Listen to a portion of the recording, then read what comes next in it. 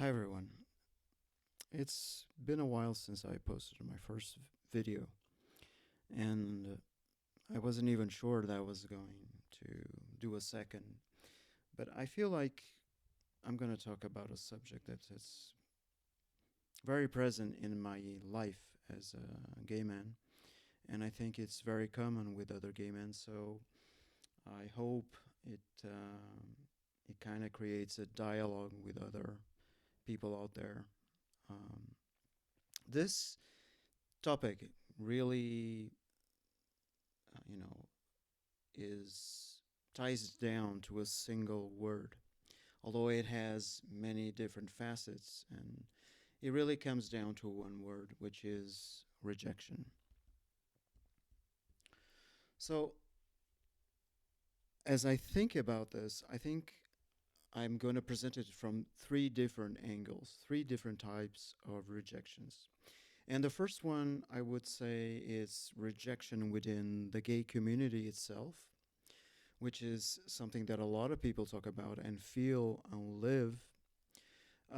First of all, I'd like to say, just a parenthesis, that I don't really like the word community in this sense.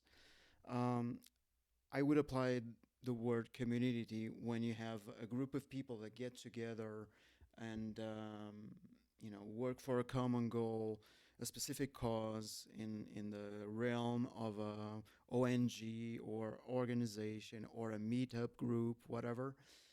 But the idea that there is a gay universal community, to me, it doesn't really make sense. I don't really like the word in that context, but I'm going to use it because everybody understands what I'm talking about. So, the gay community, when you go out there, it has and still is very focused on appearance. I think it's gotten worse lately with all the social media and the imagery focused society that we have these days, the Instagram society. But if you are not uh, fitting these conventional beauty standards, then it's going to be really hard for you. You're probably going to be rejected in some way or another, systematically or almost systematically. Um, and when you look at yourself in the mirror and you say, you know, I'm not really attractive, but inside, I think I have good qualities to give, and I think I have the possibility of sharing my experiences, my life with someone else, and teach someone else, learn from someone else, and I'm going to be fine. But and this is these are all generalizations, okay? I know there are different experiences. Everyone lives this one way or the other. So I'm generalizing, but generalizations are based on something.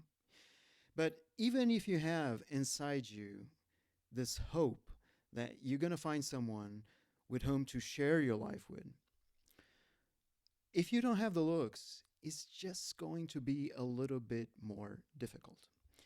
Whether you like it or not, if you're handsome, if you have this great smile, if you're, 1 meter 80 or 90 tall and whatever, you just walk into a room and people are going to notice you. People will start, looking at you from a corner and probably smiling. And if you go to the bar, someone is going to approach you and start a conversation. We may say that this is all hookup conversation, but you never know what's coming out of that. But if you don't conform to that norm, it might turn out to be that you're just gonna feel transparent. And after a while, after being rejected over and over again in these apps, or when you go out and nobody comes and talk to you, it's probably going to cause you some inside damage. And this inside damage is going to destroy or do harm to your self esteem, which means that finally, what you have inside to give out is going to be affected. So it's a really dangerous spiral that can cause all kinds of problems, including ultimately real mental health issues. So, yeah, you feel rejection from the same community that you had hoped to fit in and be respected and admired and um, treasured to be a part of. The second kind of rejection I want to talk about is rejection by others outside the gay community, namely friends and family, most importantly, family. You know, um, it's when you grow up, most likely you are in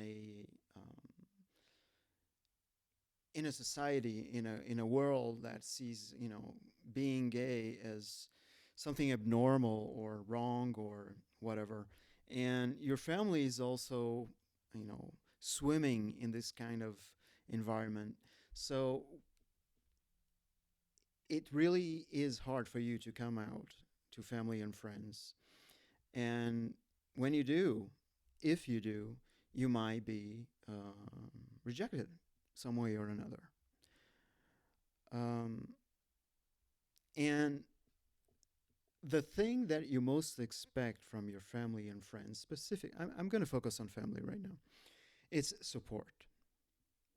You know, family is there to support you, is there to say at the end of the day, regardless of the hard times and the difficulties of life, there is always a place you can go back. There's always a home. There's always a hug waiting for you. That's what it should be. But for a lot of gay men, that's not the case. It can be as bad as there's the door out there, open it, get out, and never open back, never come back. There's that. Indirectly, I've known a few cases. And then there's cases that luckily you are cherished by what you are and the life that you want to live. So you find support. That's not rejection, of course. And then there's also the silent rejection, which is like when the subject becomes a taboo. They know, you've told them, but it just opened a whole gap between you and your family. So you still talk to them, you still, enjoy when you go home, but there's this hole in between you. And they don't really ask questions. They ask you, "How are you doing?" But ultimately, they don't know anything about your life, and you don't feel like opening anymore to them. In my case, that was my experience. That was my experience. And in two particular moments there were two particular moments that were really hard for me. And the first one was when someone really close to me in my family just said to me, you want to live this life, then why don't you go abroad and live abroad and find someone and live your life abroad? End of conversation. Obviously, when I think about it, I think this person was defending itself or himself. It was like, we don't want you to live your life around us here because we're afraid of what other people might say. We don't want to go through this, so get your bags and leave. That's something that I had to live through. And the second time, um, the same person came to me and said, again, very close person to me in my family, said, you are, um, how to put this in English? You let us down. You let us down. You let us down. You're a deception. You, yeah, that's what that person said to me. I'm not sure if it was specifically related to just my homosexuality or where I was in my life at that point, my career, my independence, etc. But I think it was everything. And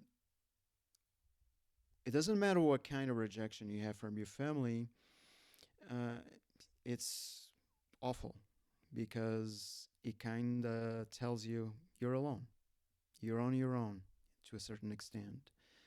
Um, you don't belong here to a certain extent.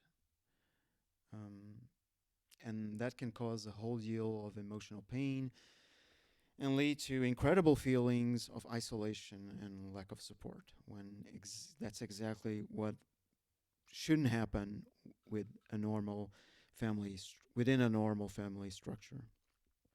And third type of rejection, it's probably the worst one, the hardest one, um, the most dangerous one, I would put it this way. Because up until this point, we've been talking about rejection by others. But when you're talking about the third type, which is self rejection, it's a fight within yourself.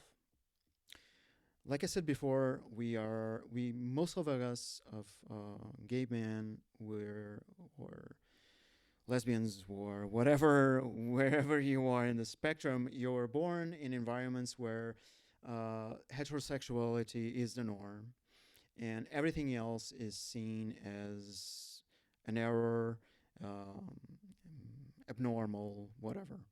And it might happen that you yourself internalize this homophobia, and it's just going to cause a whole lot of self doubt and guilt and shame and feelings of not belonging anywhere. And, ultimately, again, this can cause all sorts of mental disorders. It can cause a lot of stress, chronic stress, anxiety, depression, you know, you name it. Um, if this goes on for a long time, ultimately it's going to make it really hard for you to engage in healthy relationships, and because you're not accepting yourself, you know, you're in pain, and you're definitely not at your best. um, I personally, I didn't go through this a lot, but I did go through it. Looking back, I did go through it because when I was about 20, I did consult with a professional. I think he was a psychologist or psychiatrist. I'm not sure anymore. And I went up to him and I said, I'm gay and I don't want to. I don't want to. I don't want to live this life. So clearly, when I look back, that is, self rejection. It's like, I don't want to go through this. I don't accept this. Do whatever you can do to try to, change this. Obviously, it didn't work out. Obviously, he didn't know what to do. He tried some things, but I just felt it wasn't going anywhere. And I woke up really quickly and I just stopped those sessions. Um, um, I'm not sure if you're familiar with the play Boys in the Band. It,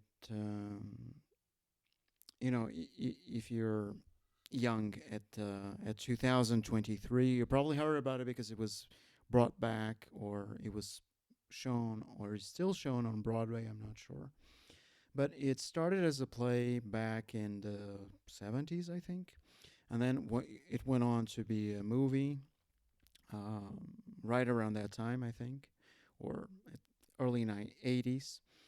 And I've seen that movie, a few years ago. So, and there's a very strong line from the main character of the movie.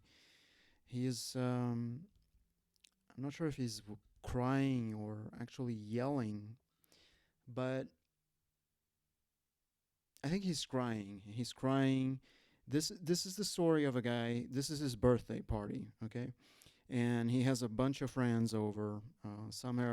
Most of them are gay friends, others are heterosexuals, and there's as the party progresses, there are tensions going on between them,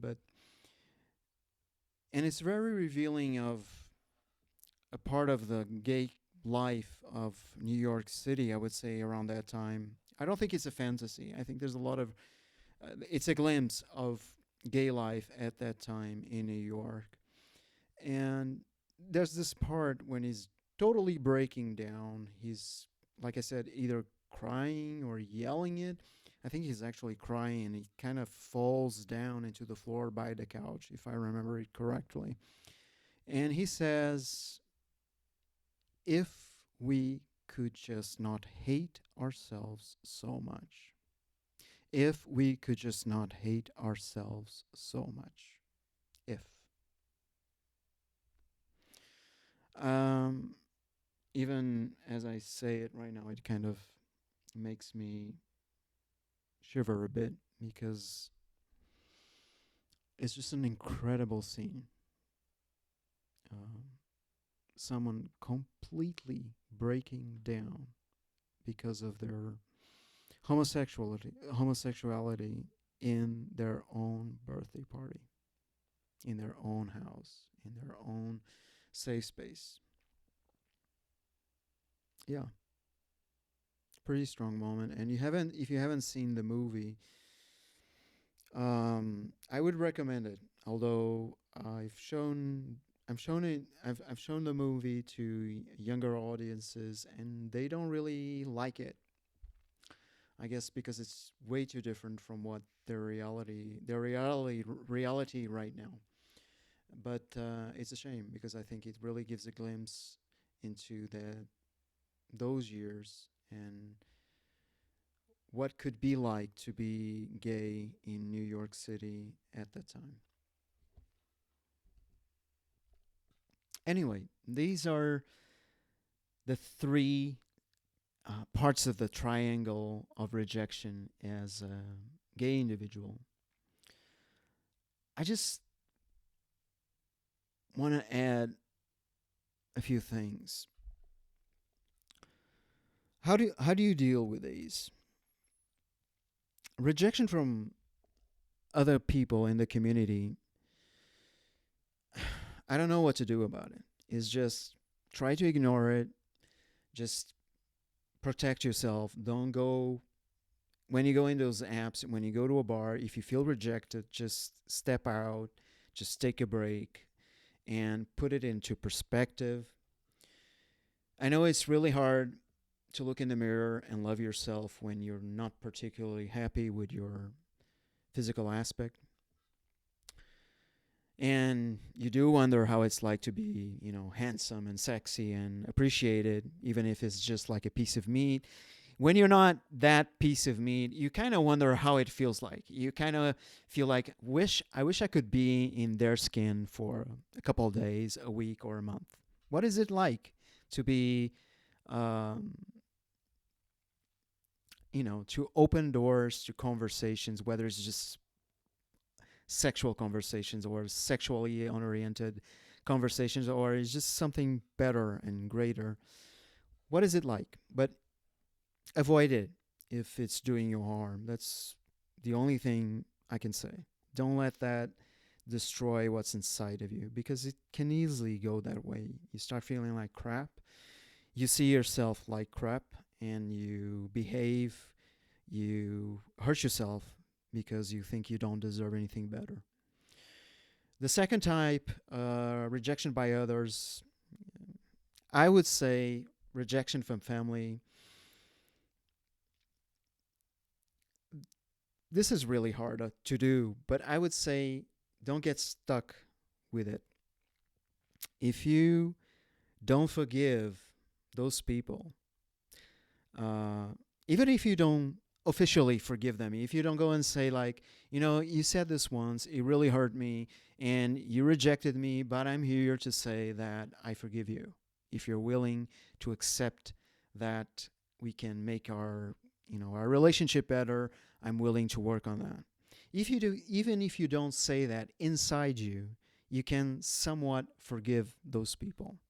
And by doing that, you're going to leave part of your past behind and you're able to embrace the future with a lighter soul and a more positive perspective, I would say.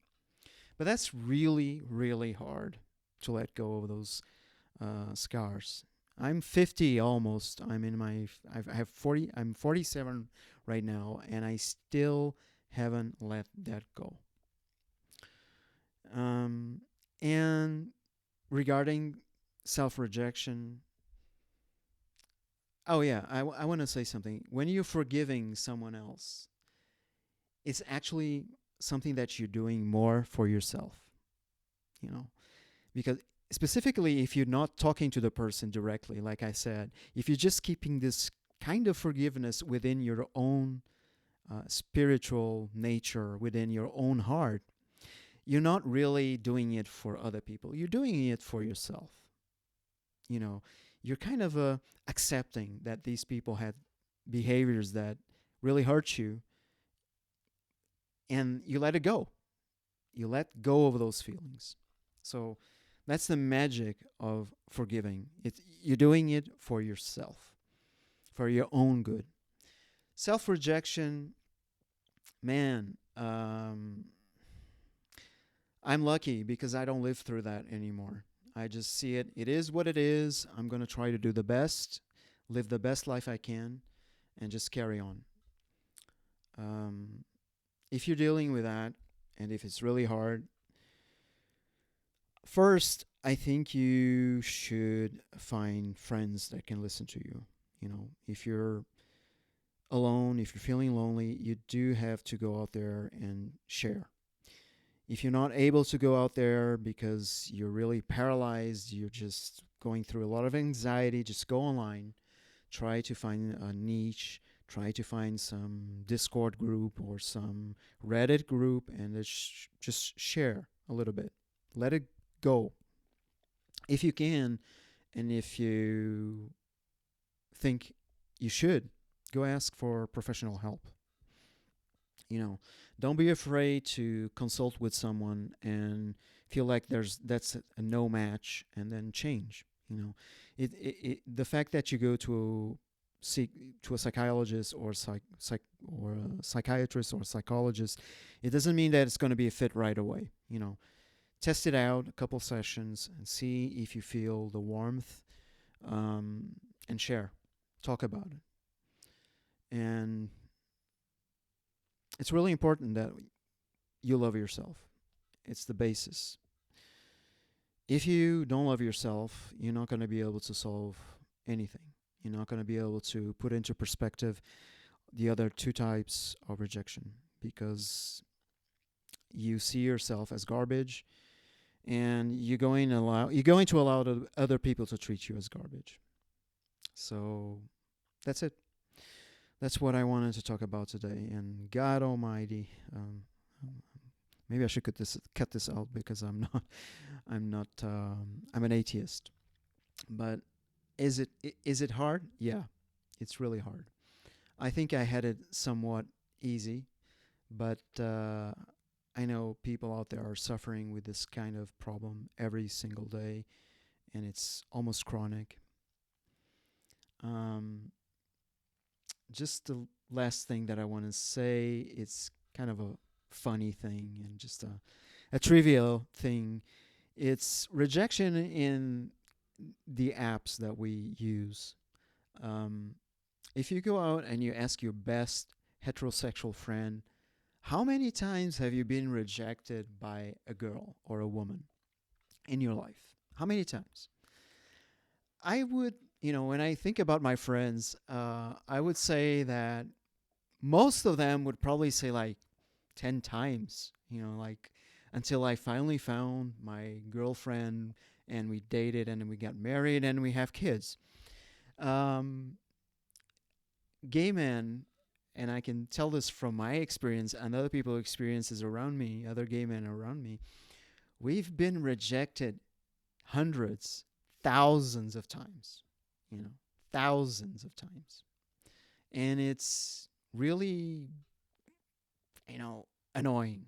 It can be really, really destructive. And you've been rejected for everything. It's either because you're too short, you're too tall, you're too hairy, you have no body hair, you have no beard, you have a beard, you have a funny nose. I don't really like your nose. You have a small penis, you have a big penis, you're bottom, you're a top, you're nothing, you're just, whatever. Your skin color, your origins, your the clothes you wear, everything can be a motive of rejection. And ultimately, unfortunately, it is your image. That's it. You know, it's your image. That's it. So yeah, go tell your heterosexual friend that you've been rejected thousands of times, and ask him, how would you feel about that? How would you feel about that? Anyway, thank you very much, and maybe talk soon.